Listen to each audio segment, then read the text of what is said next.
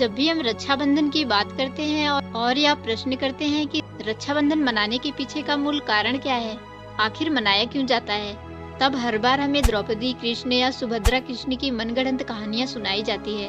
क्या वास्तव में द्रौपदी ने अपने वस्त्र का टुकड़ा कृष्ण जी की उंगली में बांधा था, जिसे रक्षा सूत्र की तरह देखा जाता है? क्या सुभद्रा ने भी कृष्ण जी को रक्षा सूत्र बांधा था?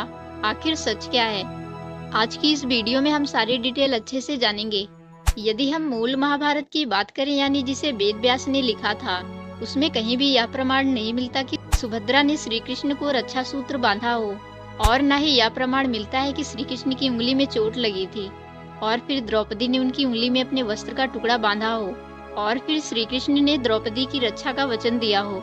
मूल महाभारत में ये प्रमाण जरूर मिलता है कि द्रौपदी और श्री कृष्ण के बीच एक गहरा मित्रवत संबंध था।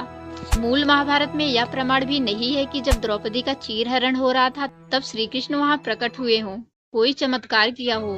श्री कृष्ण तो स्वयं गीता में कहते हैं कि कोई चमत्कार नहीं होता, यहाँ सब गतिमान है। सभी कर्म प्रकृति के गुणों के कारण और मानवीय प्रयासों से होते हैं। यह सब मनगढ़ंत पौराणिक कथाएं बाद में लिखी गई ताकि लोग वेद और गीता से दूर चले जाएं। कथा, चमत्कार, लीला और कृपा, इन्हीं सब बातों में उलझे रहें, कभी कृष्ण के वास्तविक ज्ञान की ओर बढ़े ही ना। कृष्ण के ज्ञान को दबाने की कोशिश में यह सब कथाएं लिखी गई। लोग स्वयं को बहुत बड़ा कृष्ण भक्त बोलते हैं, लेकिन अभी उन्हें श्री कृष्ण द्वारा दिया गया ज्ञान सुनाने लगो तो उठकर भाग जाएंगे। उनको मनगढ़ंत चमत्कार की कहानियां सुनाओ तो घंटों बैठे रहेंगे। रक्षा सूत्र को लेकर द्रौपदी और कृष्ण की मनगढ़ंत कहानी इसलिए लिखी गई ताकि स्त्रियों के दिमाग में भर सके कि तुम पुरुष के बिना कुछ नहीं हो, तुम्हें हमेशा एक पुरुष की जरूरत रहेगी, तुम स्वयं अपनी रक्षा करने में कभी सक्षम नहीं हो। श्री कृष्ण तो स्वयं ब्रह्मज्ञानी थे, उन्हें आत्मज्ञान था कि मैं शरीर और मन से परे अनंत चेतना हूँ, ब्रह्म हूँ। फिर ऐसा ब्रह्मज्ञानी किसी को ये नहीं कहता कि तुम अपनी रक्षा नहीं कर सकती, मैं तुम्हारी रक्षा करूंगा।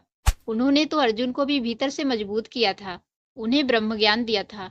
ब्रह्मज्ञान मनुष्य को परनिर्भर नहीं बल्कि आत्मनिर्भर बनाता है। वह भय से मुक्त करता है, भीतर की शक्ति पहचानता है, आत्मबोध कराता है कि जो हो तुम ही हो, तुम्हारा वास्तविक स्वरूप किसी दूसरे के सहारे पर निर्भर नहीं है। मैं किसी त्योहार का विरोध नहीं कर रही, बल्कि ये सिखाना चाहती हूँ कि किसी चीज को इसलिए मत अपनाओ कि उसे बहुत लोग अपनाते हैं।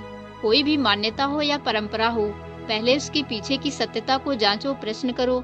यदि वह वास्तव में सत्य है और आपको नई दिशा देता है, आपके लिए बेहतर है, तब जरूर उसे अपनाओ।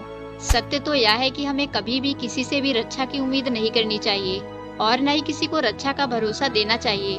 हमें कभी भी किसी के बंधन में नहीं रहना चाहिए और न ही किसी को बंधन में रखना चाहिए। मेरे हिसाब से रक्षाबंधन का यह अर्थ बेहतर होगा। स्वतंत्रता और आत्मनिर्भरता ही आपको भीतर से मजबूत करता है, इसलिए हमेशा स्वतंत्र रहो, हमेशा आत्मनिर्भर रहो। मिलते हैं अगली वीडियो में।